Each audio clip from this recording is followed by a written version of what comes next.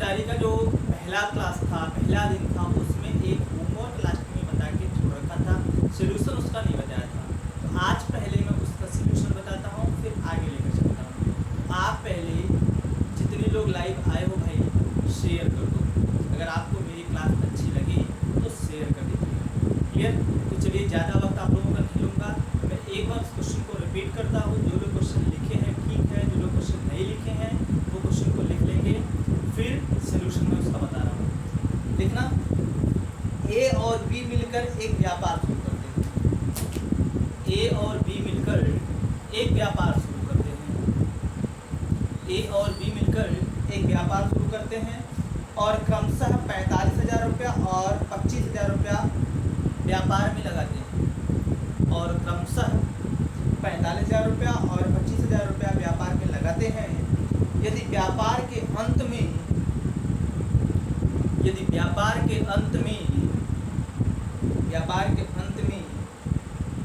हुए संपूर्ण लाभ का, व्यापार के अंत में हुए संपूर्ण लाभ का 10% भाग दान में दे दिया जाए, 10% भाग दान में दे दिया जाए और शेष बचे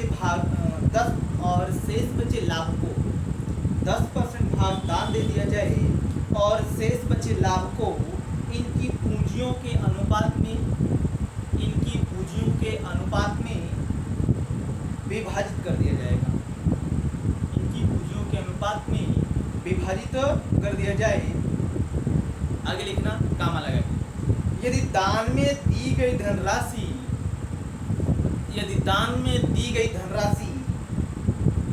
7,000 रुपया हो तो, यदि दान में दी गई धनराशि 7,000 रुपया हो तो बताइए,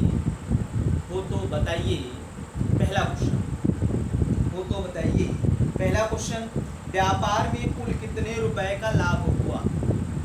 व्यापार में कुल कितने रुपए का लाभ हुआ? दूसरा क्वेश्चन है, लाभ के रूप में ए को कितने रुपए प्राप्त हुआ? लाभ के रूप में ए को कितने रुपए प्राप्त हुआ? क्लियर? तो चलिए मैं क्वेश्चन को बताता हूँ, ज़्यादा वक्त नहीं लूँगा। इसमें दो व्यापारी थे, ए और बी। ए लगाता है 45,000, बी लगाता है 25,000। ए लगाता है 45,000 और बी लगाता है 25,000। तो पहले इनका लाभ का अनुपात निकालें। लाभ कैसे बटेगा? तो अनुपात लगा तो 1 2 3, 1 2 3, ये 5 9 45, ये 5 5 25, यानी इनके बीच जो बंटवारा होगा वो 9:5 के अनुपात में होगा। लेकिन यहाँ पर हमें टोटल कुल लाभ नहीं दिया। यहाँ पर एक बात बोला हुआ है कि जो लाभ है उसका 10% भाग दान में दे दिया गया है। कितना परसेंट भाग? 10% भाग दान में दे दिया गया है और जो लाभ बचा है वो इनके बीच बटा है। फिर लास्ट में बोल रखा है यदि दान में दी गई धनराशि कितना हो? 7,000 रुपया। दान में दी गई धनराशि कितना? 7,000 रुपया। आप लिखोगे चूंकि दान में दी गई धनराशि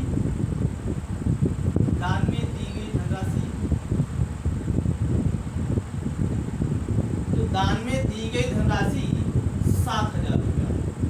आप एक चीज यहाँ मान लो कुल लाभ, यहाँ थोड़ा सा दो जगह साइड में आपको काम करना पड़ेगा। कह दो कुल लाभ, तो कुल लाभ मान लो 100%। कितना परसेंट? 100% और 10% दान दिया गया। कितना? 10% दान दिया गया, यानी 10% की वैल्यू 7,000। आप यहाँ से 1% की वैल्यू निकालोगे तो 700। 1% की वैल्यू कितना? 700। तो आप पहले निकालोगे कि कुल लाभ, तो कुल लाभ कितना है? 100%। तो आप कहोगे कुल लाभ बराबर 100%। 1% की वैल्यू 700, तो 100% की 100 गुणे 700, ये आपका आ जाएगा 70,000। यानी कुल लाभ हुआ 70,000। ध्यान देना, एक बार फिर से मैं रिपीट कर रहा हूँ। बोला है कि 10% भाग जो लाभ हुआ है उसका 10% भाग दान में दिया आप मान लो कि कुल लाभ 100%, तो 100% का 10% दान में दिया। ये दान में दी गई धनराशि रुपए में है 7,000 रुपया और परसेंट में है 10%, यानी 10% 7,000 के बराबर। यहाँ से 1% निकालोगे जो भी आएगा। कुल लाभ 100%, तो 100% की वैल्यू निकालो। ये आया आपका कुल लाभ। फिर हमसे बोला है, पहला प्रश्न यही था व्यापार में कुल कितना लाभ हुआ, तो व्यापार में कुल कितना लाभ हुआ भाई 70,000 रुपया। ये पहला प्रश्न आपका हो गया, ये फर्स्ट क्वेश्चन हो गया। दूसरा क्वेश्चन हमसे पूछ रखा है कि लाभ के रूप में ए को कितने रुपए प्राप्त हुआ। दूसरा प्रश्न है ए को हुआ लाभ, ए को हुआ लाभ, तो ए का लाभ में क्या हिस्सा है 9, क्या हिस्सा है 9 का 9 और बटी अनुपाती योग 9/5 14। यहाँ से नहीं लिखा है आप लोग को, तो मैं इधर लिख देता हूँ 9 और बटा ये 14 गुणे कुल लाभ आया है 70,000। यहाँ से काटोगे 14 × 70, ये 5 4 5 9 45। ए को लाभ के रूप में प्राप्त हुआ 45,000। अगर बी का पूछता तो चाहे आप घटा कर निकाल लो, चाहे आप ऊपर 5 रख दे तो 5 × 25,000 नोट करिए। फिर दूसरा प्रश्न आपको बोलता हूँ, इसको तेजी से नोट करिए।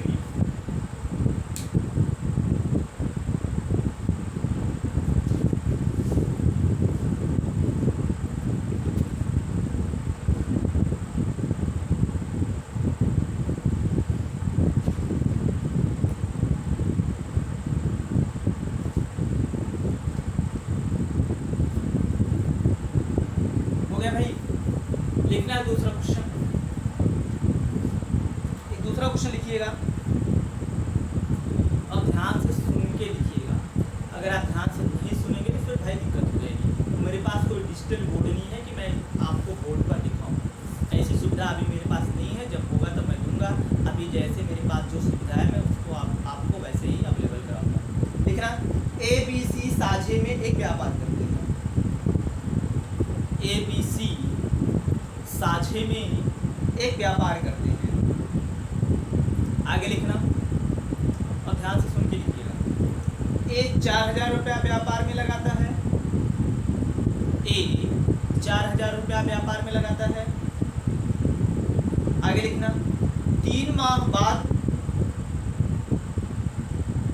3 माह बाद वह 1,000 रुपया, 3 माह बाद वह 1,000 रुपया और बढ़ा देता है, वह 1,000 रुपया और बढ़ा देता है। आगे लिखना और उसके 5 माह बाद वह, और उसके 5 माह बाद वह, 5 माह बाद वह व्यापार से 3,000 रुपया निकाल लेता है, व्यापार से 3,000 रुपया निकाल लेता है। आगे लिखना फुल स्टॉप देके लिखना। लिखना बी 2,000 रुपया व्यापार में लगाता है, बी 2,000 रुपया व्यापार में लगाता है, 2,000 रुपया व्यापार में लगाता है और 4 माह बाद वह, और 4 माह बाद वह, 1 मिनट,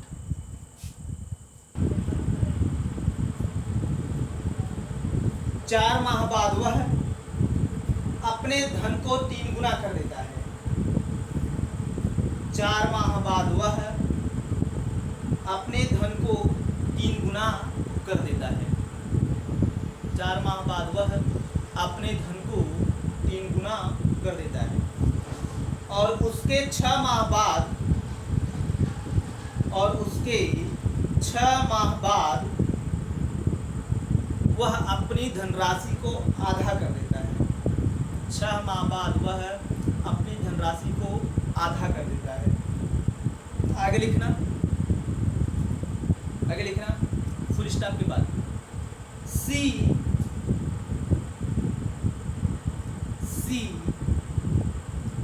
5,000 रुपया, सी 5,000 रुपया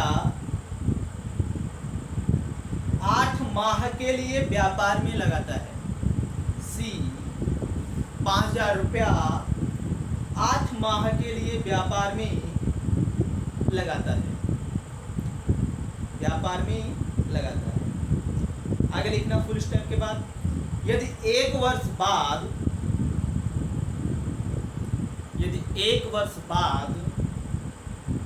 13,500 रुपए का कुल लाभ हुआ हो, यदि एक वर्ष बाद 13,500 रुपए का कुल लाभ हुआ हो, तो बताइए लाभ के रूप में, ए को कितने रुपए प्राप्त होगा? लाभ के रूप में ए को कितने रुपए प्राप्त होगा? आप लगाइए, तब तक मैं कुछ टाइम तो वेट कर सकता हूँ, आप लोग लगाइए।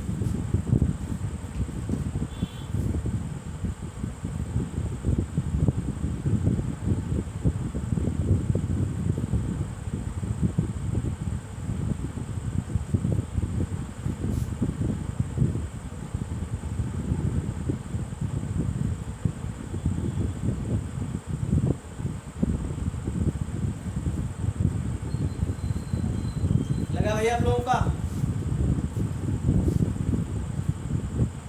जिसका 4,000 रुपये आ रहा है भाई, उसका सही है, 4,000 वाले सही है। देखना कैसे, चलिए मैं लगाता हूँ। बोला है कि ABC साझे में व्यापार फानते हैं, ए 4,000 रुपया लगाकर व्यापार शुरू करता है। पहले ए की बात है तो ए को पहले निपटा दिया जाए। तो ए जो है 4,000 रुपया लगाकर व्यापार शुरू करता है, और पहले ये 4,000 रुपया ए का कितने दिन के लिए लगा? आगे बोला है कि 3 माह बाद, यानी 4,000 रुपया जो था इसका ये 3 माह के लिए लगा, प्लस फिर बोला है कि 3 माह बाद वह 1,000 रुपया और लगाता है। तो पहले कितना लगाया था? 4,000, अब 1,000 रुपया और लगाएगा तो कितना हो गया? 5,000 रुपया। फिर इसके बाद बोला है कि 5 माह बाद, अब ये 5,000 रुपया कितने महीने के लिए लगा? बोला है 5 माह, फिर 5,000 रुपया 5 माह के लिए लगा। फिर इसके बाद बोला है कि 5 माह बाद वह व्यापार से 3,000 रुपया निकाल लेता है। 5 माह बाद वह व्यापार से 3,000 रुपया निकाल लेता है। तो बोलो इसका धन कितना था? 5,000, 3,000 निकाल लेगा तो बचेगा कितना? 2,000। अब टाइम देखो, 3 माह इधर, 5 माह इधर, मिलके 8 माह कंप्लीट हुआ। कितना बचा? 4 माह, यहाँ 4 से कम। अब आप पहले ए को कंप्लीट कर लो, ये हो जाएगा 4 दिया 12,000 प्लस 5 पंजे 25,000 प्लस 2 चौके 8,000 बराबर 12, 25, 37, 37, 8, 45,000। क्लियर? इसी प्रकार आप बी का निकालोगे तो बी का क्या कंडीशन है? बोल रखा है कि बी 2,000 रुपया लगाकर व्यापार शुरू करता है। कितना? 2,000 रुपया। तो बी जो है भाई 2,000 रुपया लगाकर व्यापार शुरू करता है, लेकिन इसके बाद बोला है कि 4 माह बाद वह, तो ये 2,000 कितनी माह के लिए लगा? 4 माह के लिए। 4 माह बाद बोला है वह अपने धन को 3 गुना कर देता है। तो पहले उसका धन कितना था? 2,000, अब ये 3 गुना करेगा तो कितना हो जाएगा? 6,000। फिर ये 6,000 कितने समय के लिए लगा? 6 माह बाद। तो ये 6,000 कितने समय के लिए लगा? 6 माह तक। फिर 6 माह बाद वो अपनी धनराशि को आधा कर देता है। तो 6 माह बाद वो अपनी धनराशि को आधा करेगा।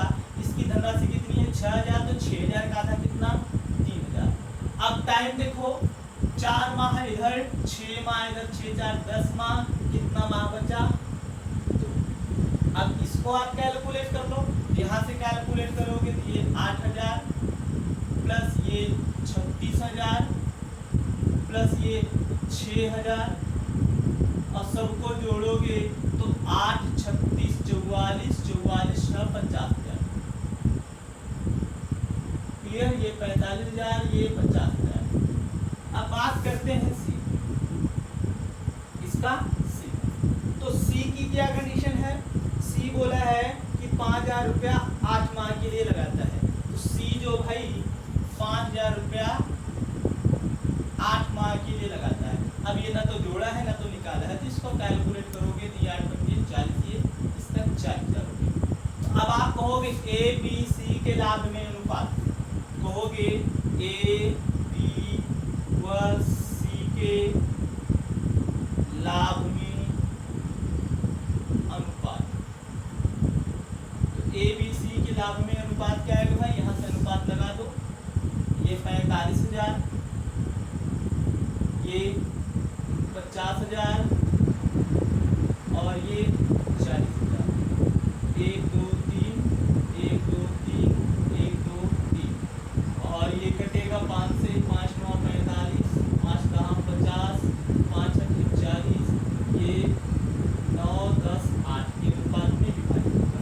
लेकिन हमसे पूछ रखा है सी का हिस्सा और ओवरऑल लाभ कितना बोला है, ओवरऑल 13,500 रुपए का लाभ हुआ है।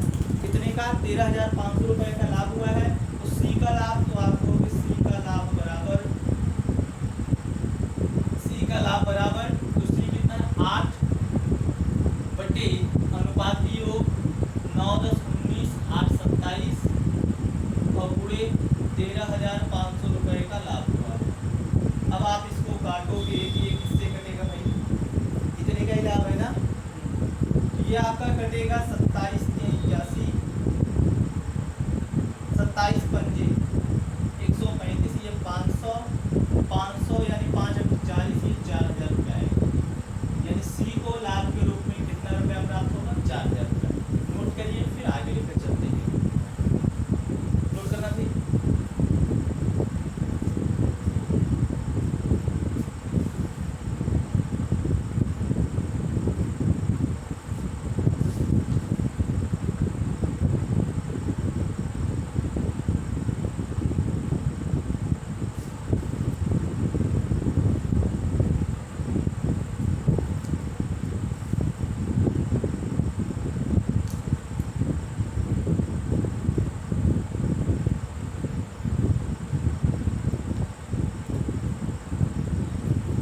हो गया। दूसरा क्वेश्चन लिखिएगा, लिखिए। एक व्यापार में दो व्यापारी, एक व्यापार में दो व्यापारी ए और बी क्रमशः, एक व्यापार में दो व्यापारी ए और बी क्रमशः 12,000 और 8,000 रुपया लगाकर व्यापार शुरू करते हैं। 12,000 और 8,000 रुपया लगाकर व्यापार शुरू करते हैं। आगे लिखना, व्यापार की शर्त के अनुसार, व्यापार की शर्त के अनुसार, व्यापार की शर्त के अनुसार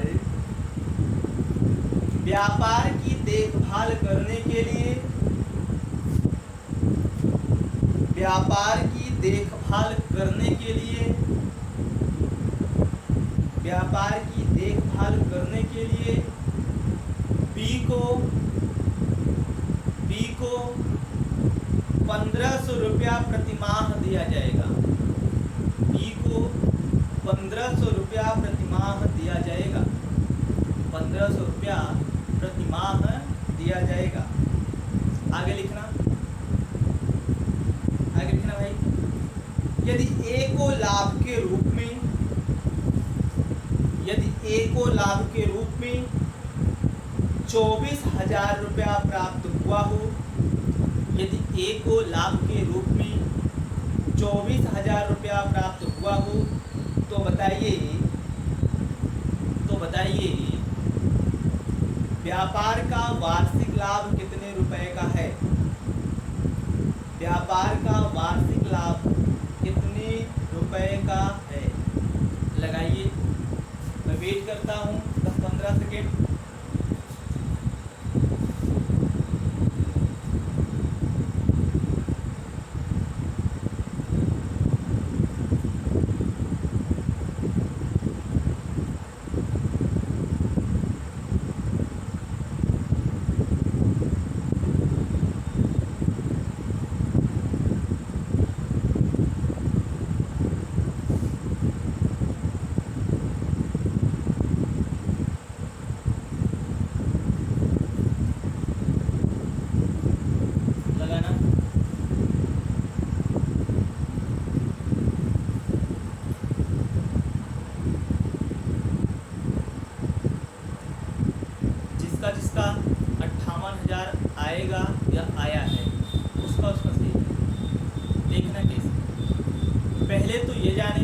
ए और बी कितना रुपया लगाकर व्यापार शुरू करते हैं?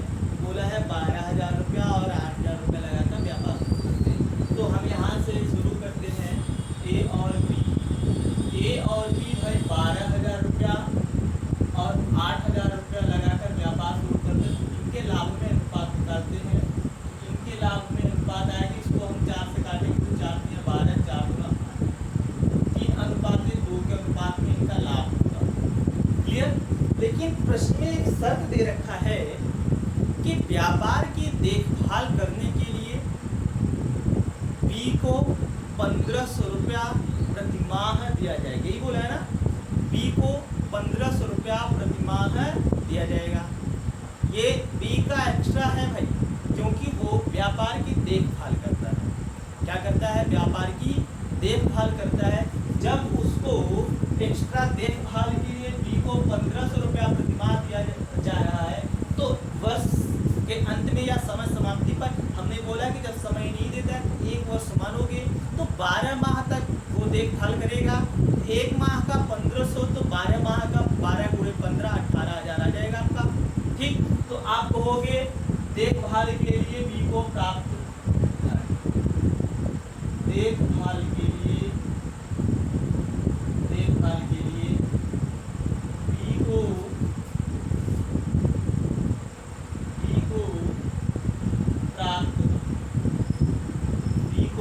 प्राप्त नहीं दिख रहा है क्या?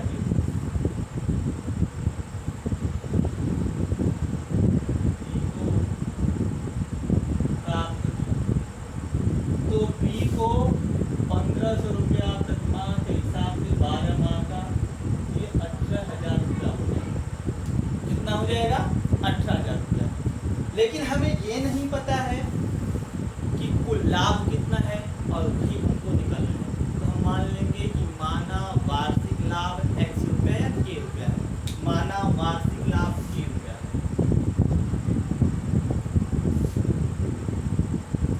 माना वार्षिक लाभ, वार्षिक कुल लाभ k रुपया है। कितना है? k रुपया है। अब वेतन देने के बाद, किसको वेतन देने के बाद?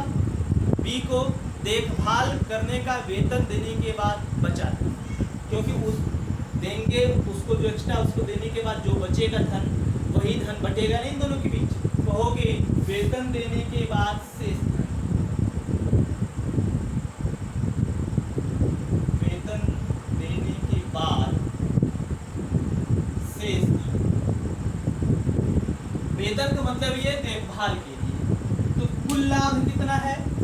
कहोगे के और बी को कितना वेतन दिया गया? 18,000 रुपया। अब यही के माइनस 18,000 रुपया इन दोनों के बीच बटेगा। तो देखो हमसे पूछ रखा है कुल लाभ, तो आगे एक बात बोला है कि लाभ के रूप में ए को 24,000 रुपया प्राप्त हुआ है। किसको? ए को। ए का लाभ कितना? 24,000। आप कहोगे दिया है चूंकि ए का लाभ बराबर कितना? 24,000। ये प्रश्न में दे रखा है। हम यहाँ से ए का लाभ निकालें तो ए का लाभ है 3 बटा अनुपाती योग 3 2 5, और ये लाभ कितना बचा है दोनों के बीच जो बटेगा? के माइनस 18,000, के माइनस 18,000, और ये बराबर है किसके? 24,000। कैलकुलेट करोगे आप तो के माइनस 18,000 बराबर, ये 3 से काटोगे ये 8,000 और 5 का गुणा होगा तो 8 पंजे 40,000। ध्यान से देखना कहाँ से आ रहा है। हमने 3 से काट दिया, 3 × 24 8,000। ये 5 इधर नीचे है, उधर जाएगा तो ऊपर होगा, तो गुणा कर दिया 8 पंजे 40,000। अब ये 18,000 इधर माइनस में उधर जाएगा तो के बराबर 40,000। कैसे कह देना, ये 18 है, ये 40 उधर जाएगा तो प्लस 58,000। और यही हमसे पूछा है कि व्यापार का कुल लाभ, तो व्यापार का कुल लाभ कितना? के रुपया, के मतलब 58,000। कितना आया? 58,000 रुपये। ये क्वेश्चन थोड़ा सा टिल्टेड था, लेकिन अगर आप समझने का प्रयास करेंगे तो ये पूरी तरह से समझ में आ जाएगा। नोट करिए, फिर आगे लेकर चलते हैं। नोट करिए भाई तेजी से।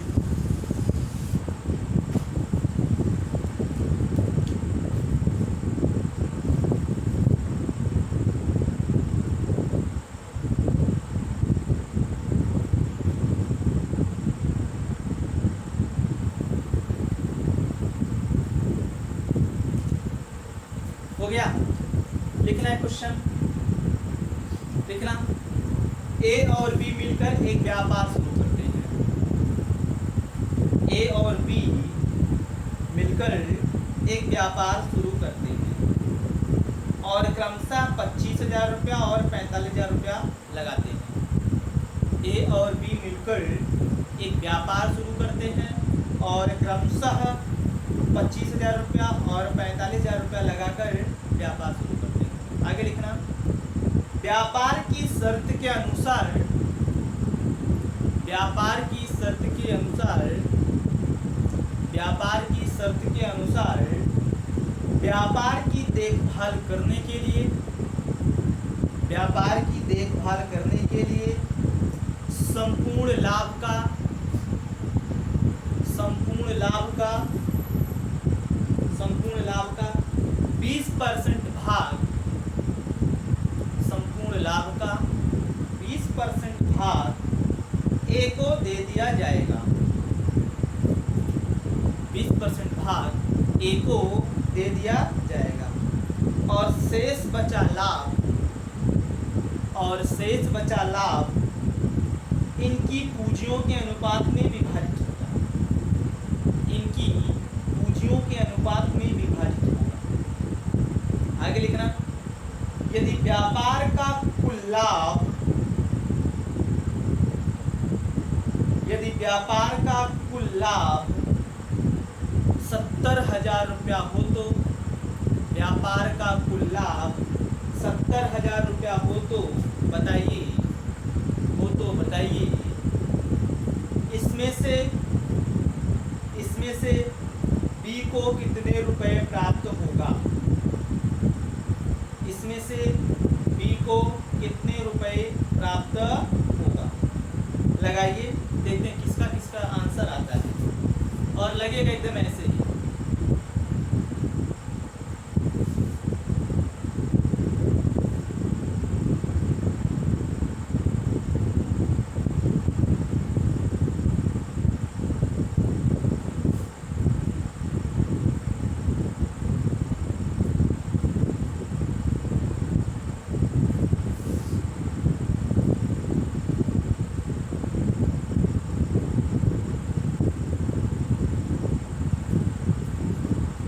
भाई जिसका जिसका 36,000 आ रहा है, 36,000 जिसका जिसका आ रहा है उसका उसका सही है।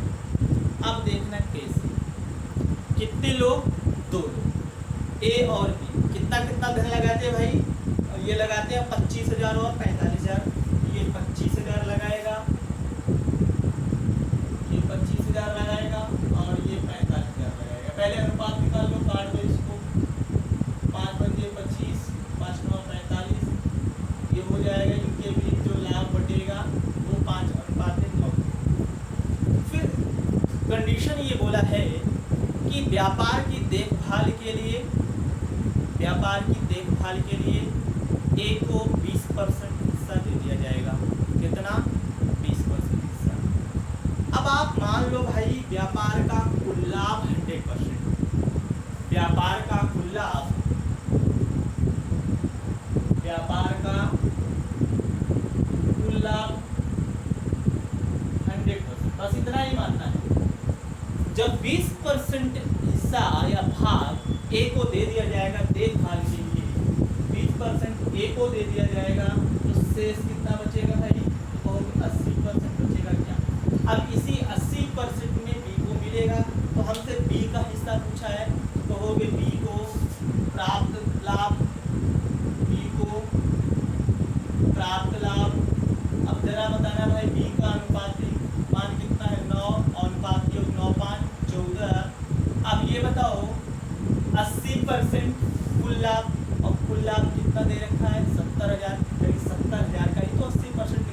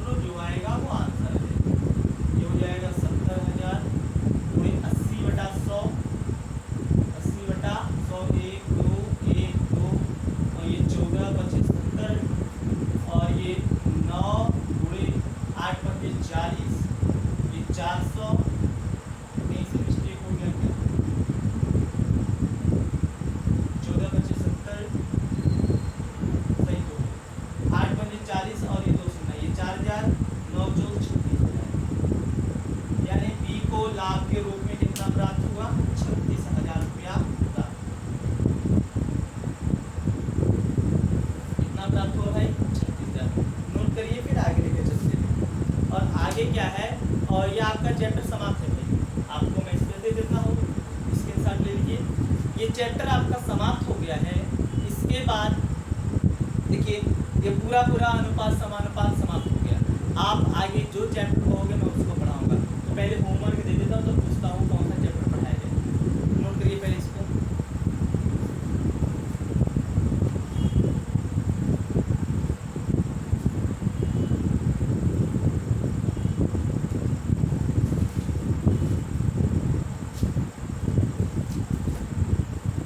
हो गया? लिखना है क्वेश्चन, होमवर्क है आपका लिखना। ए बी सी मिलकर एक व्यापार शुरू करते हैं। ए बी सी मिलकर एक व्यापार शुरू करते हैं।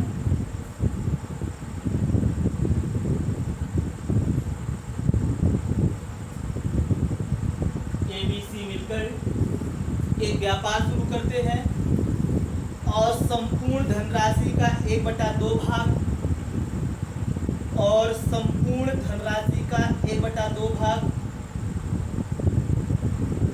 ए ने संपूर्ण समय के संपूर्ण धनराशि का 1/2 भाग ए ने संपूर्ण समय के 1/2 भाग समय के लिए लगाया। संपूर्ण धनराशि का 1/2 भाग संपूर्ण समय के 1/2 समय के लिए ये ने लगाया। आगे लिखना। बी ने संपूर्ण धन का 1/3 भाग बी ने संपूर्ण धन का 1/3 भाग संपूर्ण समय के 1/3 समय के लिए लगाया।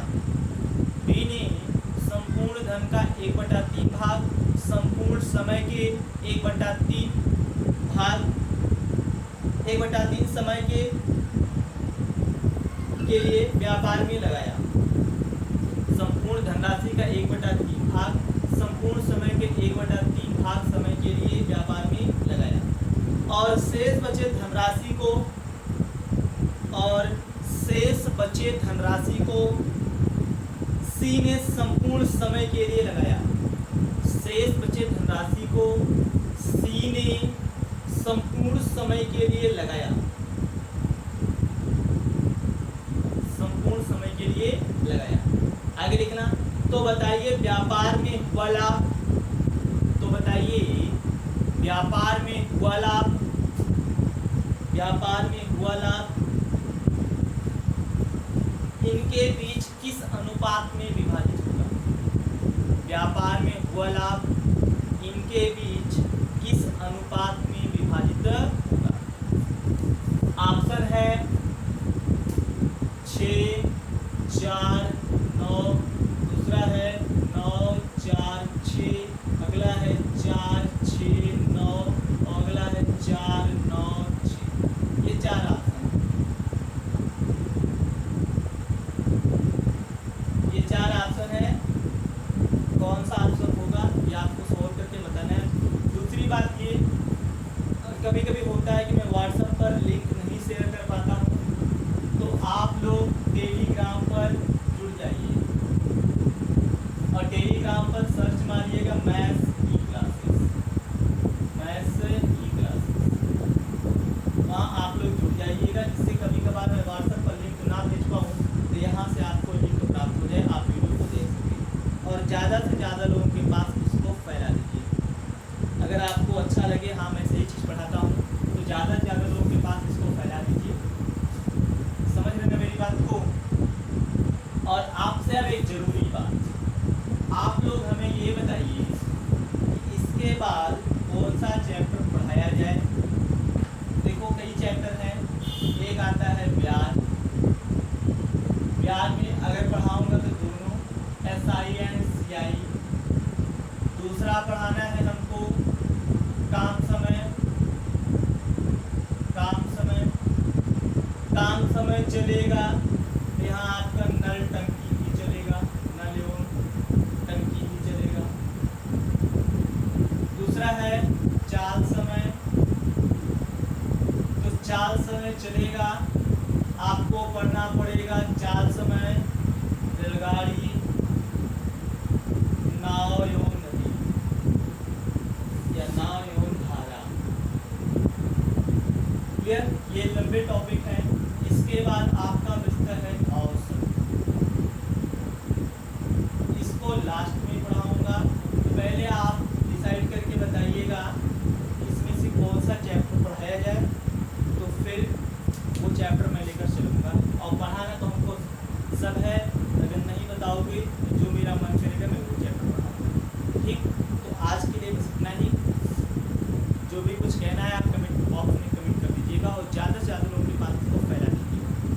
क्लियर है।